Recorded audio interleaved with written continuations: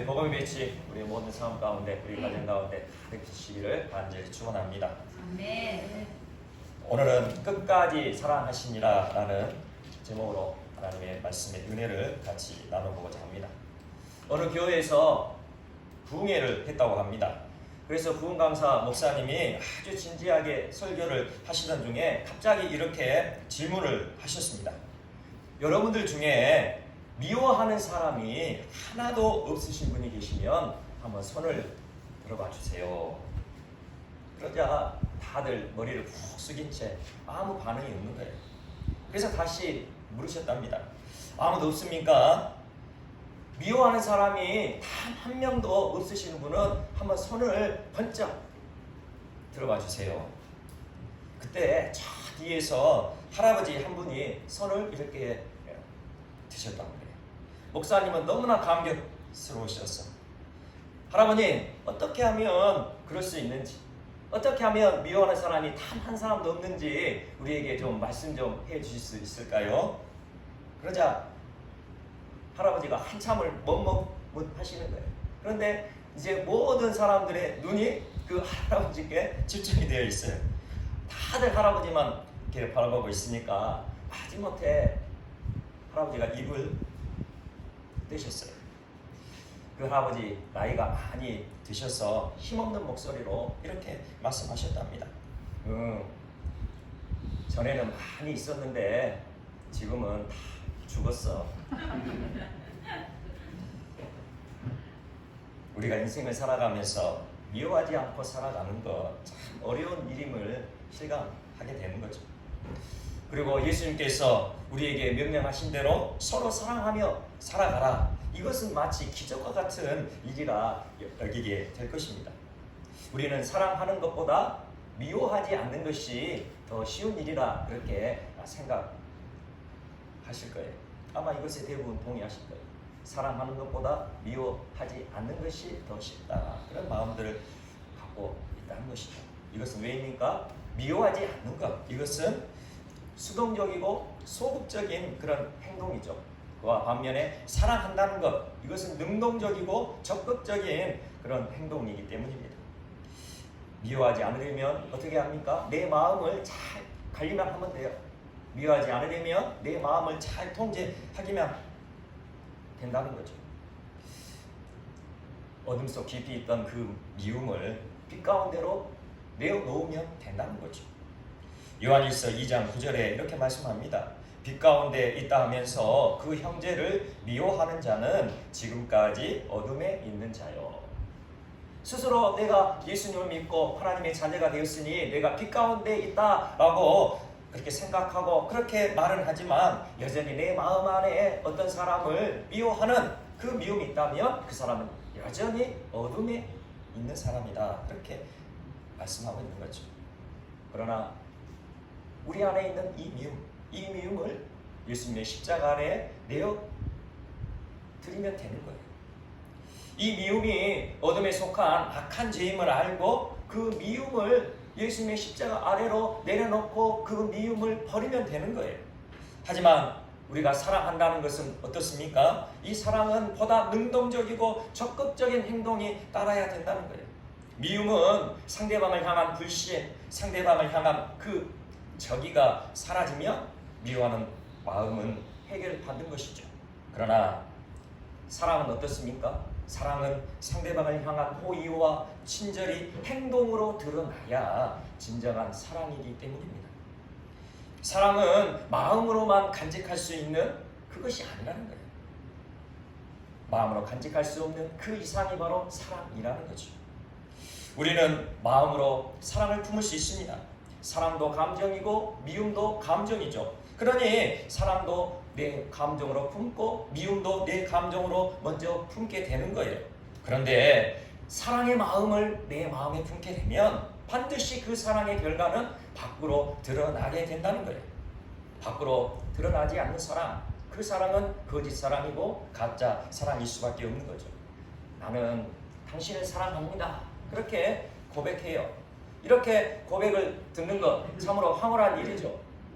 여기 계시는 여러분들 매일처럼 사랑합니다 이렇게 고백을 듣고 사시죠. 그런데 나는 당신을 사랑해요. 정말 사랑해요. 이런 말을 앵무새처럼 계속 듣기만 한다면 그것은 어쩌면 고통이 될 것이다. 왜냐하면 사랑한다는 고백에는 반드시 그에 따른 행동이 따라와야 되기 때문에. 어떤 남편이 아내에게 사랑해요. 아침에 일어나도 사랑해요. 밥을 먹다가도 사랑해요. 출근하기 전에도 사랑해요. 하루에 10번도 다 이렇게 부족할 정도로 진실하게 사랑을 고백합니다. 여보 사랑해요. 그런데 한 달 내내 집안 청소 한 번 안 도와주고 설거지 한 번 안 해주면서 그렇게 사랑해요 고백한다면 그것이 진정한 사랑일 수는 없는 거죠. 이런 청소나 설거지 때로는 형편이 안 되면 정말 바쁘면 그 못 도와줄 수도 있는 것입니다. 그런데 아내의 생일이 되었어요. 아내의 생일이 되었어도 생일인지를 모른다면 그 사랑의 고백은 진실한 사랑의 고백이 될 수는 없는 거죠. 생일이 되었어도 작은 선물 하나 준비하지 않는 사람이라면 그 사랑의 고백은 헛된 것이고 아무것도 아니라는 거죠. 남편을 향한 아내의 사랑도 마찬가지입니다. 자녀를 향한 부모의 사랑도 마찬가지죠. 또한 부모를 향한 자녀들의 사랑도 모든 사람들 간의 사랑도 다 동일한 거예요. 사랑은 마음으로만 품고 있을 수 없는 거라는 거죠. 사랑하면 어떻습니까? 무엇이라도 사랑하는 사람을 위해 해주고 싶은 것. 사랑하면 무엇이라도 사랑하는 사람을 위해 하고 싶은 마음, 그 마음이 들고 그것이 행동으로 드러나게 된다는 거죠. 그러니 사랑한다, 고백한다는 것은 어쩌면 어려운 일일 수 있죠. 그러니 우리 남편들의 입이 무거울 수밖에 없는 것 같아요. 사랑한다 고백해놓고 그 행동이 안 따르면 안 되니까 참 사랑한다 그 말하는 자체가 어려운 것 같습니다. 게다가 끝까지 사랑해야 한다면 우리가 한 번, 두 번 사랑 고백하고 한 번, 두 번 내 사랑을 행동으로 드러내 볼 수는 있겠어요. 그러나 끝까지 사랑해야 한다면 이것은 어떨까요? 끝까지 사랑해야 한다면 이것은 더 말할 나위 없이 어려운 일이 되겠죠. 오늘 본문 말씀을 다시 한번 보겠습니다. 요한복음 13장 1절 말씀 우리 함께 다시 읽겠습니다. 시작. 유월절 전에 예수께서 자기가 세상을 떠나 아버지께로 돌아가실 때가 이른 줄 아시고 세상에 있는 자기 사람들을 사랑하시되 끝까지 사랑하시니라. 아멘. 예수님은 지금 십자가를 지기 전날 밤에 지금 제자들과 마지막 만찬을 들고 계셨어요. 이제 예수님 자신이 십자가에 매달려 죽임을 당하신 후에는 하나님 아버지께로 돌아가게 될 때가 왔음을 예수님은 알고 계셨다는 것이죠. 그런데 이 시점에서 성경은 뭐라 말씀하시냐면 예수님이 세상에 있는 자기 사람들을 사랑하시되 끝까지 사랑하시니라 라고 이렇게 말씀하고 계세요. 이렇게 예수님의 사랑을 선언하시고는 이후의 말씀을 보게 되면 어떤 말씀이 기록되어 있냐면 예수님이 어떻게 끝까지 사랑하셨는지에 대해서 실제 상황을 적나라하게 기록하고 있다는 것이죠. 성경의 말씀은 우리의 믿음의 실제적인 말씀임을 명심하시기 바랍니다. 성경에 기록된 말씀은 결코 간념적이나 수동적인 수준의 그런 말씀이 아니라 성경에 기록된 말씀은 아주 구체적이고 능동적이고 적극적인 말씀이라는 거예요. 그러므로 우리가 성경 말씀을 읽고 또 하나님의 말씀을 들을 때 어떻게 해야 됩니까? 성경 말씀을 읽었어도 하나님의 말씀을 들었어도 가만히 제자리에 머물러 있다면 그 믿음은 결코 살아있는 믿음이라 할 수 없다는 것이죠. 성경의 말씀을 읽고 하나님의 말씀을 들었다면 어떻게 됩니까? 그 말씀대로, 그 말씀이 주신 대로 적극적이고 능동적이고 구체적인 삶을 우리가 살아가야 된다는 거예요. 예수님께서 자기 사람들을 끝까지 사랑하셨음을 어떻게 보여주셨냐면 오늘 본문 말씀 뒤에 말씀을 우리가 한번 살펴보면서 같이 말씀을 나누기 원하는데 어떤 말씀이 있느냐? 제자들의 발을 씻어주는 그 말씀이 기록되어 있어요. 제자들의 발을 씻어주시는 예수님의 모습을 통하여 예수님이 참 겸손하시구나, 예수님이 참 겸손하게 섬기는 모범을 보여주셨구나, 그러니 우리도 서로 발을 씻어주고 겸손하게 서로 섬겨야지 라는 그런 정도로 이 말씀을 받아들여서는 안 될 것입니다. 예수님이 마지막 그 만찬 자리에서 일어나셔서 이제 겉옷을 벗으시고 수건을 허리에 두르셨어요. 그리고 대야에 물을 떠오셨죠.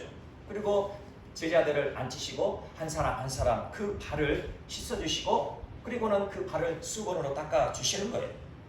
이 모습을 물끄러미 바라보고 있던 베드로가 그 자신의 차례가 되자 이렇게 말합니다. 어떻게 말하냐면, 주여, 주님께서 어떻게 내 발을 씻으시려 하십니까? 내 발은 절대로 씻지 못하실 것입니다.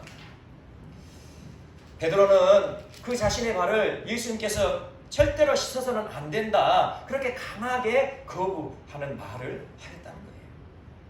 그 당시에 다른 사람의 발을 씻는 일, 그것은 가장 천한 노예가 했던 일이에요. 어떤 집안에 10명의 노예가 있다, 그러면 그 노예 중에 가장 낮은 노예, 가장 천한 노예가 다른 사람의 그 발을 씻어주는 그 일을 했다는 거예요.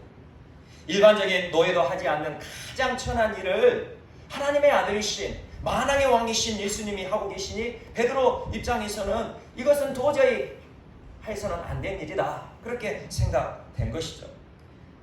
그런데 예수님은 이렇게 대답하셨어요. 베드로가 결코 내 발을 씻으셔는 안 되십니다 라고 그렇게 강하게 거부를 했지만 예수님은 이렇게 말씀하세요. 요한복음 13장 8절에서 내가 너를 씻어주지 아니하면 내가 나와 상관이 없느니라. 아멘. 여기서 상관이 없다는 말은 무슨 의미냐면 예수님과 함께 천국에서 유업을 누릴 수 없다는 것을 말씀하고 계시는 거예요. 상관이 없다. 이 상관이라는 단어가 분깃이라는 그런 의미를 갖고 있습니다. 이 분깃은 무엇입니까? 다른 말로 유산이라는 그런 의미와도 상통하게 되죠. 하나님의 아들이신 예수님이 천국에서 누리게 되실 그 놀라운 영광에 함께 참여하고 누리고 싶다면 베드로, 내 발을 내놓아라. 내가 내 발을 씻어 주어야만 너는 나와 함께 천국에서 그 영원한 영광의 유업을 그렇게 감격스럽게 누리게 될 것이다, 그렇게 예수님께서 말씀하시는 거예요. 이렇게 예수님 말씀하시자 베드로가 훅 들어오면서 뭐라 말하냐면 이제는 발뿐만 아니라 손도 머리도 다 씻어주라, 그렇게 이야기를 하는 거예요. 왜 그랬을까요? 천국에서 그 놀라운 유업을 누리게 된다라고 말하니까 베드로 마음에 어떤 마음이 생겼습니까? 이제 발뿐만 아니라 손도 씻어주시고 머리도 씻어주시면 그 천국에서 다른 사람들보다, 다른 제자들은 어떻습니까? 발만 씻어주셨으니까 자신은 손도 씻어주고 머리도 씻어주면 다른 제자들보다, 다른 사람들보다 더 엄청난 그런 영광을 누리고 그 유업을 누리며 천국에서 그렇게 살아갈 것이 생각되시니까 그렇게 예수님께 말씀을 드린 거예요. 하지만 예수님은 이렇게 말씀하셨어요. 10절에서 이렇게 말씀합니다.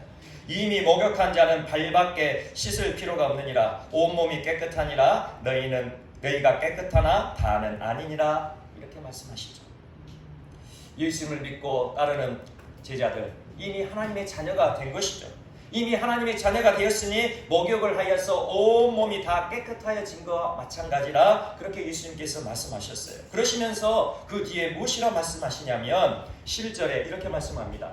이는 자기를 팔자가 누구인지 아시니라. 그러므로 다는 깨끗하지 아니하다 하시니라.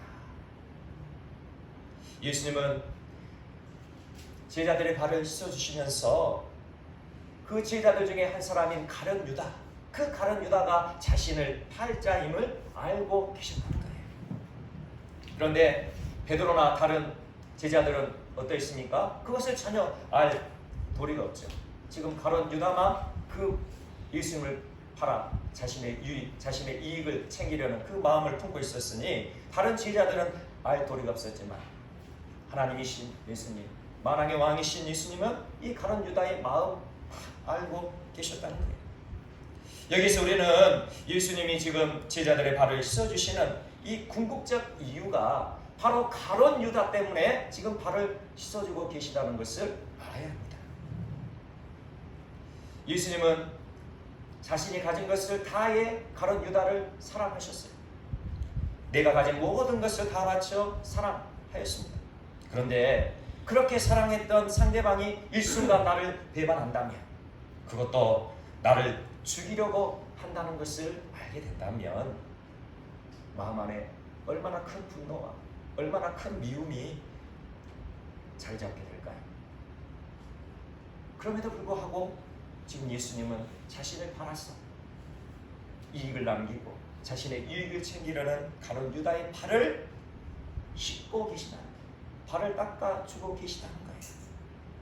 이것은 무슨 의미일까요? 예수님이 여전히 가룟 유다를 사랑하고 계셨다는 거예요. 가룟 유다가 예수님을 팔아서 자신의 기쁨을, 자신의 이익을 챙기려는 그 마음을 알고 계심에도 불구하고 가룟 유다를 끝까지 사랑하셨기에 지금 가룟 유다의 그 더러운 발을 씻어주고 계시다는 거죠.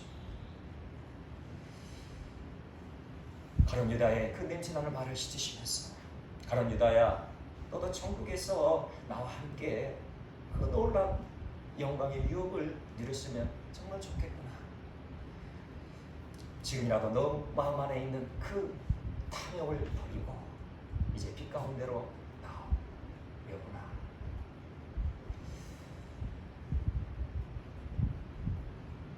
가룟 유다의 그 더러운 발을 씻으시는 예수님의 얼굴에 눈물이 뚝뚝 흐르고 계셨을 거예요. 예수님은 그렇게 세상에 있는 자기 사람을 끝까지 사랑하셨던 거죠. 여기에서 자기 사람이라 그렇게 말씀하고 계시는데, 이 자기 사람이라는 그 의미는 무슨 뜻이냐면 예수님께 속하여 있는 사람이라 그런 뜻입니다. 자기 사람. 이 자기라는 것은 예수님이라는, 예수님이 자기에게 속한 사람. 그러니 자기 사람이란 예수님을 믿고 예수님을 따르는 사람이요, 하나님을 사랑하고 하나님을 의지하는 사람을 말하고 있는 거죠. 베드로전서 2장 9절에 이렇게 말씀합니다. 오직 너희는 택하신 족속이요 왕같은 제사장들이요 거룩한 나라요 그의 소유된 백성이니. 하나님을 예비하는 우리 모두가 하나님의 소유된 백성이라는 거예요. 지금 예수님을 믿고 하나님을 사랑하여서 하나님을 예배하는 우리 모두가 예수님께 속한 자기 사람들임을 기억하시기를 바랍니다. 그러므로 이 자리에 함께하는 우리 모두는 예수님이 끝까지 사랑하시는, 예수님이 끝까지 사랑하시는 자기 사람들인 거예요. 얼마나 놀라운 은혜입니까? 얼마나 엄청난 은혜입니까? 저와 함께하는 우리 모든 분들이 끝까지 사랑하시는, 예수님이 끝까지 사랑하시는 자기 사람이라는 거예요. 어제나 오늘이나 영원토록 동일하신 예수 그리스도께 속하 있는 자가 받는 이 놀라운 축복, 끝까지 사랑받는 축복, 얼마나 놀라운 은혜인가를 알아야 하는 것입니다. 예수님의 제자들, 예수님이 이제 십자가에 못 박혀 죽으실 때가 되어서 이제 잡혀갔습니다. 끌려갔습니다. 매를 맞고 채찍에 맞고 이 골고다 언덕길을 올라가실 때에 제자들은 다 도망가 버렸습니다. 그리고 가룟 유다, 은 몇 냥에 예수님을 팔아 먹어버렸던 가룟 유다, 자신의 그 죄를 깨닫고 회개하기는커녕 스스로 목매달아 죽어버렸습니다. 이 가룟 유다가 목매달아 죽은 것을 보고 난 후에야 이 제자들은 가룟 유다가 자신의 스승이신 예수님을 팔아먹었다는 것을 알게 되었을 거예요. 그러니 예수님이 가룟 유다의 발을 씻어주신 것을 이 제자들이 기억하면서 예수님이 이 가룟 유다를 그렇게 끝까지 사랑하셨구나라는 것을 깨달아 알 수 있었다는 것이죠. 그리고 예수님이 십자가에 매달려 죽으실 때 모든 제자들은 다 도망가 버렸습니다. 심지어 베드로는 3번이나 예수님을 모른다고 부인하였어요. 그런데도 부활하신 예수님은 그 제자들을 직접 찾아오셨어요. 직접 찾아오시고 그들에게 위로하시고 너희들이 평강하라 그렇게 축복해 주셨다는 거죠. 세 번이나 부인하고 저주까지 하였던 베드로를 찾아오셔서 그를 위로하셨던 예수님, 바로 그들은 끝까지 사랑하셨던 예수님을 만났던 것입니다. 이동원 목사님이 쓰신 짧은 이야기 긴 감동이라는 책에 나오는 이야기인데요. 어느 마을에 인형을 엄청 좋아하는 제인이라는 소녀가 살고 있었답니다. 어느 날 집에 놀러 오신 어느 아저씨가 그 소녀에게 여러 가지 인형들을 그 소녀가 여러 가지 인형들을 보여주면서 그 아저씨에게 자랑했어요. 그 인형을 보고 있던 아저씨가 갑자기 그 소녀에게 이렇게 물었습니다. 제인아, 너는 이 인형들 중에 어떤 인형을 제일 좋아하니? 그 물음에 이 제인이라는 소녀는 입을 꼭 다물고 있다가 이렇게 말했어요. 아저씨, 제가 좋아하는 인형을 보여드릴게요. 그런데 한 가지 약속해 주세요. 제가 인형을 보여드릴 때 절대로 웃으시면 안 돼요. 그래, 절대로 웃지 않을게. 아저씨는 좀 이상했지만 소녀와 약속하고는 이제 이 제인이 인형을 가져올 때까지 기다리고 있었어요. 이 소녀가 방 안에 들어가더니 어떤 인형을 가져왔는데 그 인형이 어떻게 생겼냐면 그 인형의 코는 바짝 주저앉아 있어요. 팔다리는 다 떨어져 나가 있고요. 아주 낡아 있는 인형이에요. 그 인형을 그 제인이 가져온 거예요. 아저씨, 이 인형을 제가 제일 좋아하고 제일 사랑해요. 이 말을 들은 아저씨가 궁금해서 그래, 이 인형을 내가 정말 좋아하는구나. 그런데 무슨 이유 때문에 이 인형을 그렇게 좋아하니? 그렇게 물으니 제인이 이렇게 대답합니다. 왜냐하면요, 이 인형은 제가 사랑해주지 않으면 아무도 사랑해줄 사람이 없으니까요.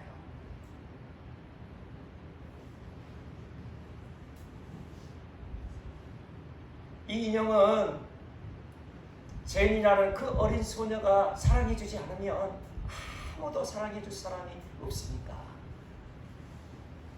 그 어린 소녀가 그 인형을 사랑하고 좋아했다는 거예요. 예수님은 끝까지 가룟 유다를 사랑하셨어요. 예수님은 자신을 모른다 부인했던 베드로를 끝까지 사랑하셨습니다. 예수님은 이 자리에 함께하는 우리 모두도 끝까지 사랑하심을 믿으시길 바랍니다. 왜입니까? 가룟 유다도 베드로도 그리고 지금 이 자리에 함께하는 우리 모두도 세상에 있는 자기 사람들이기 때문입니다. 여기서 주목해야 할 말씀은 세상에 있는, 세상에 있는 자기 사람. 우리는 세상에 살고 있는 사람들입니다. 우리가 예수님을 믿지만, 하나님을 사랑하지만, 예수를 믿고 하나님의 자녀가 되었지만 우리는 여전히 세상이라는 공간 안에서 살아가야 하는 존재들이에요. 그런데 이 세상은 어떤 세상입니까? 이 세상은 끝까지 나를 사랑해 줄 사람이 단 한 명도 없는 세상이라는 거예요. 우리가 아무리 사랑해서 결혼을 하고 남편과 아내가 되었지만 그 사랑이 끝까지 지속되기는 어렵다는 거죠. 세상에는 예수님이 사랑해주지 않으면 아무도 끝까지 사랑해줄 사람이 없으니까 예수님이 그렇게 우리를 끝까지 사랑해 주신다는 겁니다.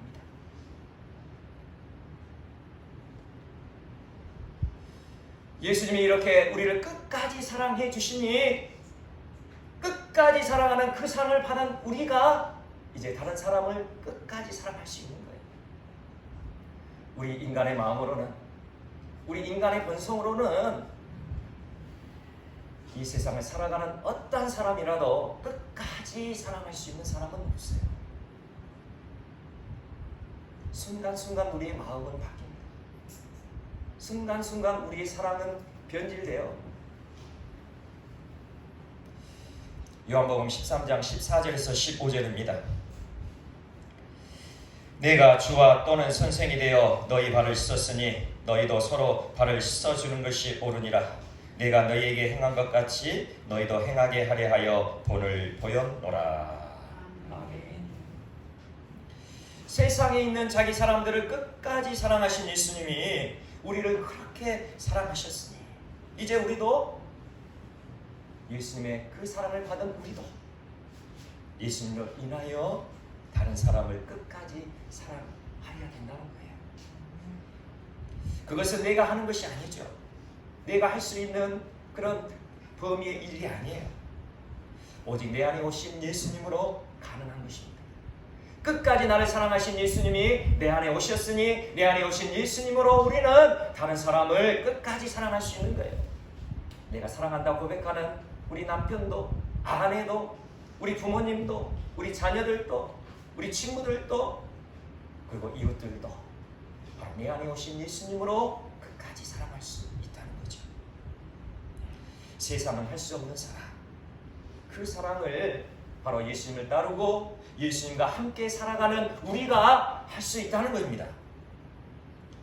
그래서 예수님이 그 십자가를 지기 전날 그 중요한 순간에 제자들의 발을 한 사람 한 사람씩 씻어 주셨다는 거예요. 내가 너희를 이렇게 끝까지 사랑하였으니 너희도 다른 사람의 발을 씻어주면서 그렇게 끝까지 사랑하며 살아가야 된다. 그렇게 우리에게 말씀하여 주신 거죠.